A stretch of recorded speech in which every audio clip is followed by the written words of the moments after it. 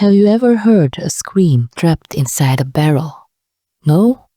Then you've never walked the narrow streets of Timișoara after midnight in the year of our Lord 1718, when the rain came heavy and the air reeked of rot and wet wood.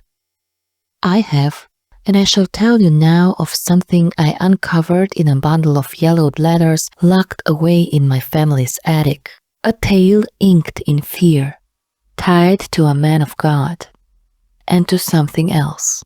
It concerns a distant relative of mine, Brother Emmanuel, a Catholic monk who lived in Timișoara a long time ago. Quiet, devout, pale as ash, and prone to faint murmurs in Latin when he thought no one was listening. A man who believed in saints, but feared the dark more than sin itself. Timișoara was a different world then. A conquered world, just trembling into the rule of the empire after centuries of Ottoman breath. The land was swollen with swamps, festering wetlands that oozed sickness and swallowed sound. The marshes surrounding the city bubbled at dusk. People said they were alive, that things moved in the water, things with too many eyes and not enough skin. There were gigantic snakes in the swamps, huge frogs that didn't quake, just looked and waited for something to fall into the swamps. Some people said the swamps were full of corpses, because everything sick was thrown there. And then there were the rats. Big, black, hungry, and infected with the pest. Some of them attacked the humans out of hunger, and some of them only ate the eyes of their victims. Clean water, a miracle. The river was thick with decay, especially after the rains. Wells filled with murk, buckets came up with frogs and worms.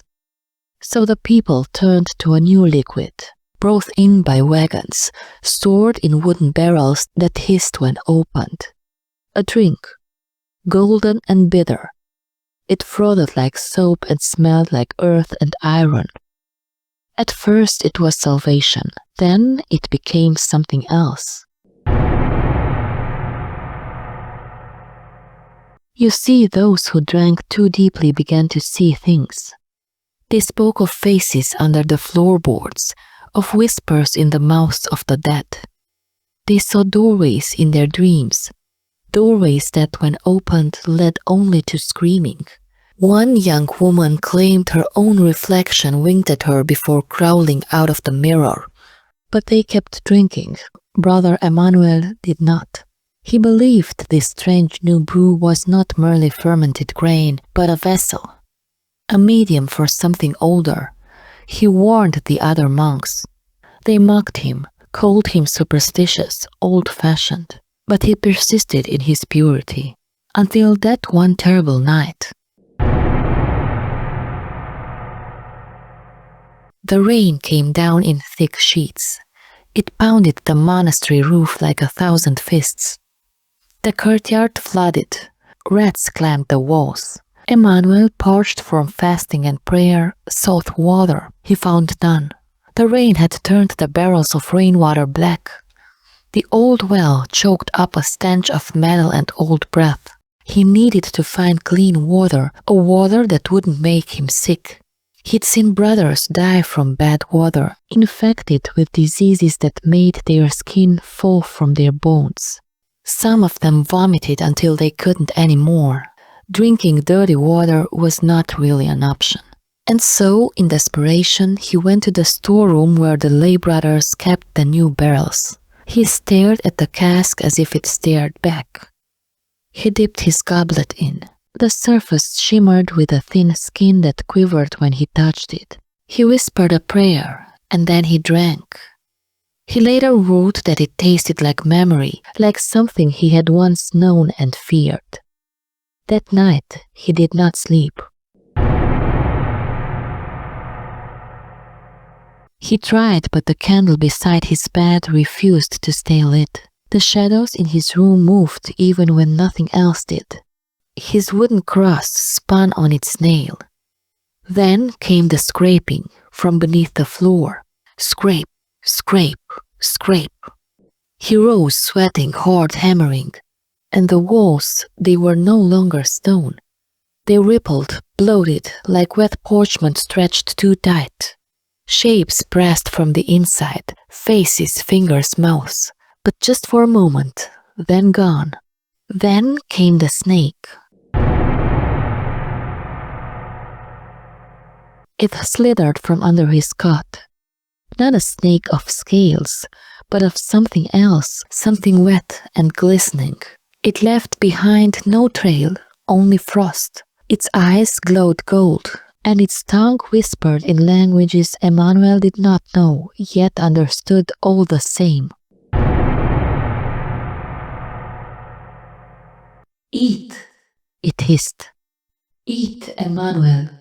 Eat and be like God." An apple dropped from its mouth, black, beating like a heart.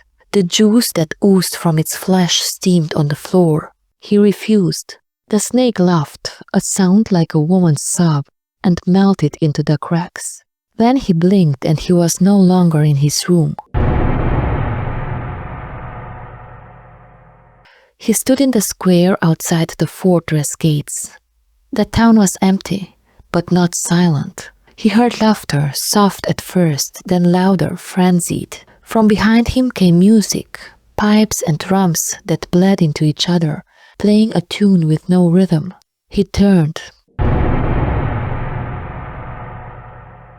There, in a circle of torches, danced men and women with no eyes. Their mouths stretched wide in ecstasy as they sang and ripped apart a body tied to a pole. The man did not cry out, he had no mouth. But as Emmanuel looked closer, he saw the face was his own. He tried to scream. He could not. Suddenly he was in the monastery garden, but the plants were wrong. The herbs had grown teeth. The vines wrapped around crosses like snakes. And then she appeared, the witch.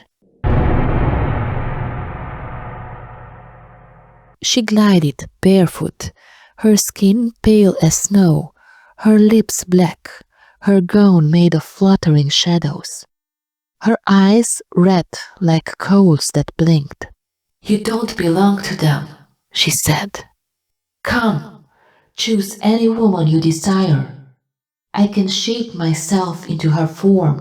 I can give you pleasure, power, peace." She reached out her hand.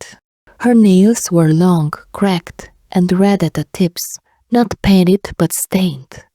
He fell to his knees. "No," he whispered. "I belong to God." The witch shrieked, a sound like breaking glass, and leapt. Her claws raked down his back, 3 long gashes of fire and ice. Then silence.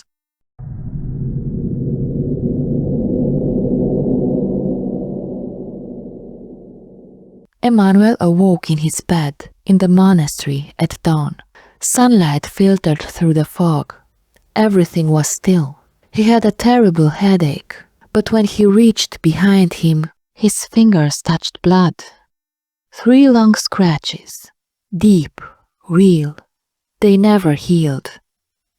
He spoke not a single word from that day forward. He withdrew, refused all food but bread and snowmelt.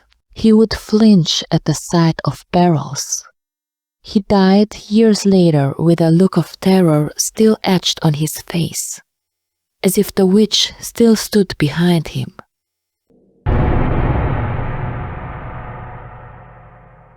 And what of the liquid, you ask? It's bread. The townsfolk came to crave it. They said it made the bad water tolerable, that it cured their coughs and softened their nights. No one remembered the fear, only the warmth, only the forgetting. They built a factory for it, proud and grand.